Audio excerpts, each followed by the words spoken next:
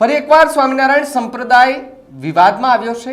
એક બુકના એક પેજ પર લખેલું એક લખાણ ખૂબ વાયરલ થયું છે અને આ વાયરલ લખાણ થતાની સાથે જ માલધારી સમાજના જે આગેવાનો છે તે અત્યારે રોડ ઉપર ઉતરી ગયા છે અને આક્રોશ વ્યક્ત કરી રહ્યા છે।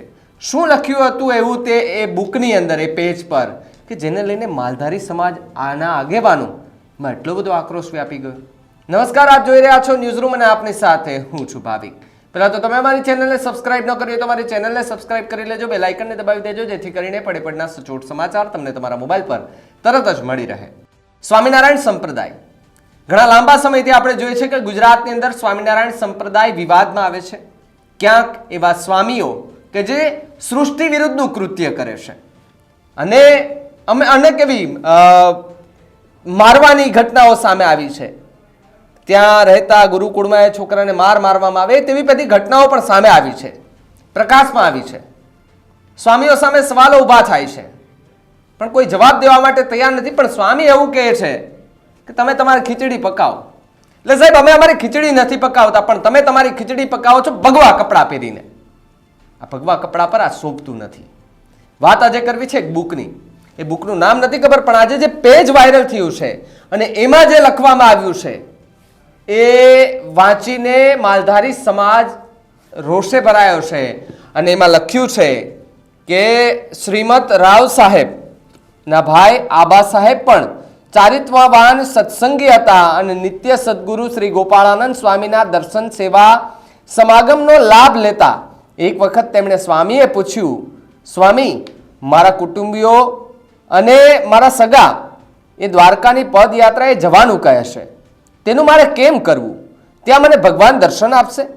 ત્યારે સદગુરુ શ્રી ગોપાળાનંદ સ્વામીએ કહ્યું, ત્યાં હવે ભગવાન ક્યાંથી હોય?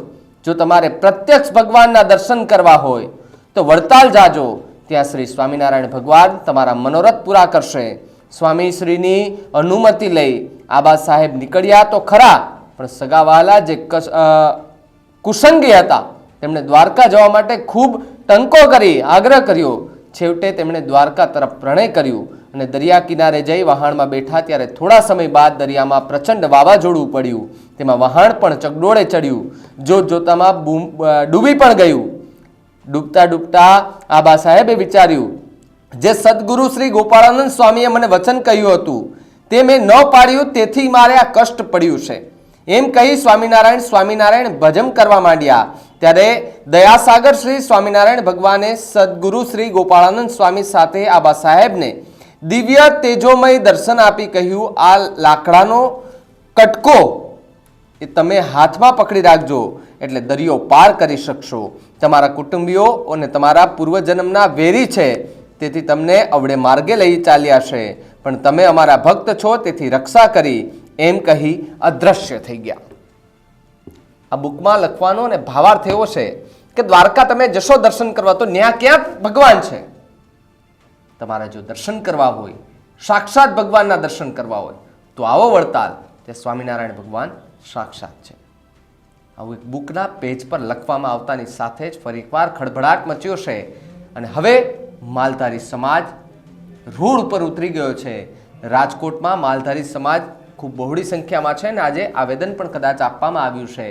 એ આવેદનને લઈને પણ સૌથી મોટા એંધાણો દેખાઈ રહ્યા છે કે ફરી એકવાર સ્વામિનારાયણ સંપ્રદાય કે જેમની એક બુક છે એમના પેજમાં લખેલું છે દ્વારકાનું લઈને, એ વિવાદ હવે વકરી ચૂક્યો છે અને ફરી એકવાર ચર્ચાનો વિષય બન્યો છે।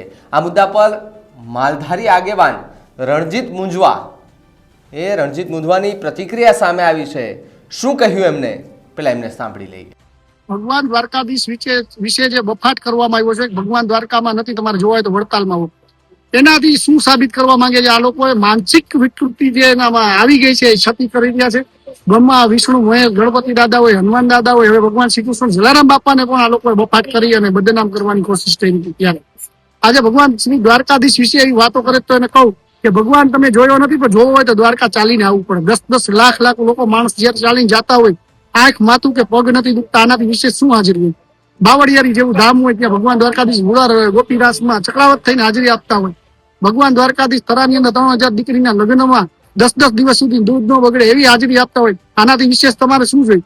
ભગવાનને બદનામ કરવા અને આપણા ધર્મને બદનામ કરવા, સનાતન ધર્મને બદનામ કરવાનું જેમ ષડયંત્ર રચી રહ્યા હોય એ રીતે આ લોકો વર્તી રહ્યા છે. ત્યારે સમસ્ત હિન્દુ સમાજે પણ આની સામે જાગૃત થવું છે. આપણા સંતો મહંતો જે છે સનાતન ધર્મના, એ લોકો આનો બહિષ્કાર કરવો જોઈએ. જેમ હનુમાન દાદામાં બહિષ્કાર કર્યો હતો ત્યારે આ લોકો સુધરતા, તો ફરીથી જો ભગવાન શ્રી કૃષ્ણ ઉપર વાત આવી હોય ત્યારે આ લોકોનો બહિષ્કાર કરશું તો જ આ લોકો સુધરશે. અને આવનારા દિવસોની અંદર બીજા કોઈ ભગવાન વિશે વફાત ન કરે એની ખાસ કાળજી રાખવા માટે સમાજને પણ નમ્ર વિનંતી છે કે આને માફી મગાવવી જ પડશે અને આ બુક પણ પાછું ખેંચવું પડશે. તો જેને તમે સાંભળ્યા એ માલધારી આગેવાન છે, રાજકોટના છે, અને જ્યારે એમની પાસે આ બુકનું એક પેજ આવ્યું હશે, ત્યારબાદ એ બુકનું પેજ પાસે આવ્યું હશે, ત્યારબાદ આખી ઘટના પ્રકાશમાં આવી અને ત્યારબાદ એમણે કદાચ સમાજને જાણ કરી હશે. હવે આગળ શું થાય એ તો સમય આવતા જ ખબર પડશે. પણ હવે વધુ એક વિવાદ ગુજરાતમાં સર્જાય તેવી લોકમુખે અત્યારે ચર્ચાઓ સંભળાઈ રહી છે. આ મુદ્દે તમારું શું માનવું છે એમને કમેન્ટ કરીને ખાસ જણાવજો. જોતા રહેજો ન્યૂઝ રૂમ. નમસ્કાર.